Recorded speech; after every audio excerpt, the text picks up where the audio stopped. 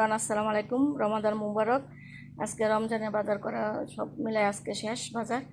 আজকে তারাবি রোজা রাখবো ইনশাল্লাহ। দোয়া করি আল্লাহ যেন সবাইকে সহি সালামতে সবাইকে রোজা রাখা তৌফিক দান করুক। আমাদের জন্য দোয়া করবেন, আমরা যেন সুস্থভাবে রোজা রাখতে পারি।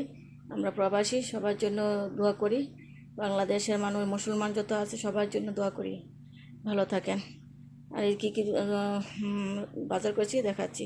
কেজি চিনি, এখানে হলো দুধ, এটা হলো আমরা খাই, এই হালিম খাই, হালিম ওগুলো দিয়ে আমরা শরবা বানাই, হালিম বানাই। এটা সেমাই, এটা হলো ট্যাঙ্ক, আটা, এটা কি বেসন, মিক্সড মশলা, এখানে ময়দা, এখানে নুডলস, ফল, আর এখানে মুড়ি, ফল ফ্রুটস, কলা, আদা, তারপরে ছোলা বুট 5 কেজি, খেজুর 4 কেজি, আর এখানে এটা সাম্মাম বলে, আর আপেল, লেবু, এই যে খেজুর, এই যে মালটা।